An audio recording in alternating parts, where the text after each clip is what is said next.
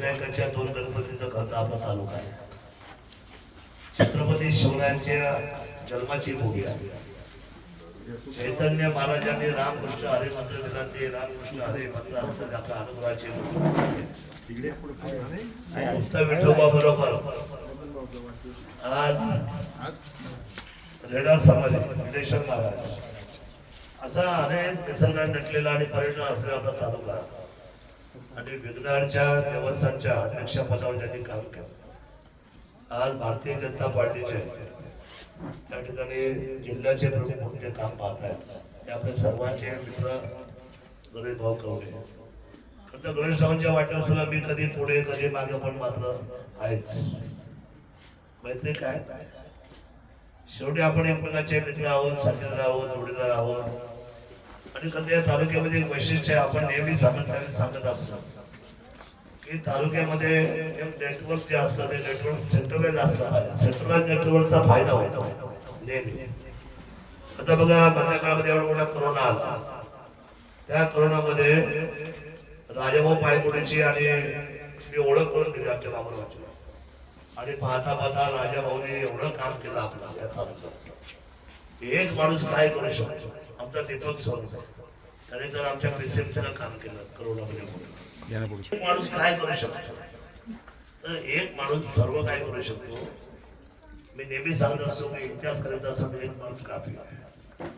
छत्रपती शिवरायांनी इतिहास केला, डॉक्टर बाबासाहेबांनी इतिहास केला, महात्मा ज्योतिबा फुलेंनी इतिहास केला, सावित्रीबाईंनी इतिहास केला, अण्णाभाऊ साठे इतिहास केला, बिरसा मुंडा साहेबांनी इतिहास केला. मी आपल्याला सांगतो की हा इतिहास एक एक माणूस करत असतो. हिंदू हृदय सम्राट बाळासाहेब ठाकरेंनी इतिहास केला. ही जी सगळी जी मंडळी होती ती सर्व आपल्या विचारावर ठाक होती. त्यामुळे आपली मैत्री आपण ही नेहमी सेंट्रलाइज केली पाहिजे, सगळ्यांना बरोबर घेऊन केली पाहिजे. आणि आपण एकमेकांचे मित्र म्हणून सर्व पक्षाबरोबर जे आपले संबंध आहेत ते आपण जपले पाहिजे. आज तालुक्यामध्ये जो समन्वय आहे किंवा जे खेळाडूमध्ये स्पोर्ट्समॅनशिप जी राजकारणामध्ये आली त्याचं एकमेव कारण म्हणजे आमदार शरद सोनवणे हे आपण सर्वांना लक्षात ठेवलं पाहिजे. आपण सर्वांना शिकवलं की तुम्ही मित्र बनून राहा. मैत्रीचं नातं हे पक्का असतं. गणेश भावांचा मित्र आहे. तर या वाढदिवसाच्या निमित्तामुळे आज आपण सगळे एकत्र भेटलो. खूप दिवसानंतर माझी पण धावपळ चालू होती, वेळ मिळत नव्हता. आजही माझा प्रोग्राम सकाळपासून फार बिझी होता. काल रात्री मला झोपायला 3, 3:30, 4 वाजले होते. सकाळी उठून रोज पळायचं असतं. त्या सगळ्यामध्ये थकत का नाही तर आपल्यासारखे मित्र मला भेटले. मैत्रीचं नातं हे अतिशय सुंदर असतं. आपण सर्वांनी ही मैत्री कायम ठेवली पाहिजे. आणि त्यामुळे आता मग आमचं सुनील भाऊ खरेची आणि बाबूची मैत्री कशी बघा त्यांना विचारणार ओके मैत्री आहे. ही मैत्री आपण सर्वांनी जपली पाहिजे. गणेश भाऊला मी इथं अंडरलाईन केलं भावी आमदार. आणि आमचा भाऊ बोलले तर तुम्ही आता एवढे आमदार केले, मला तर त्याच्या आधी आमदार केले म्हणजे तुम्ही परमनंट आमदार.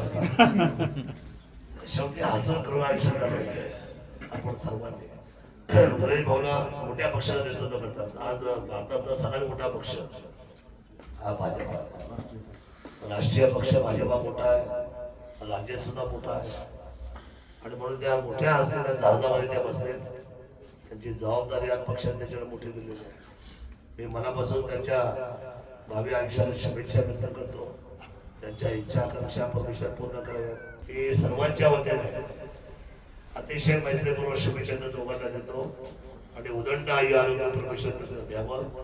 आपल्या सर्वांच्या वतीने त्यांना ज्या ज्या इच्छा ते मागतील त्या पूर्ण व्हाव्यात. तुम्ही इच्छा मागायची आहे तर तुम्हाला कष्ट करावं लागतं, तुम्हाला पडावं लागेल. या जगात सगळ्या इच्छा पूर्ण होतात, फक्त आपली करण्याची ताकद पाहिजे.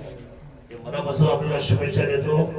किल्ले शिवण्याने आपला माणूस महाराष्ट्र राज्य, महाराष्ट्र विधिमंडळ, तालुक्याच्या तमाम मायबाप जनतेच्या वतीने आणि आपल्या सर्व उपस्थित मित्रपणांच्या वतीने मी मनापासून शुभेच्छा देतो. आपण दोघेही यशवंत गुणवंत कीर्तिवंत आयुष्यात या नाथ मुलाच्या शुभेच्छा देतो. जय हिंद, जय महाराष्ट्र, जय शिवराय.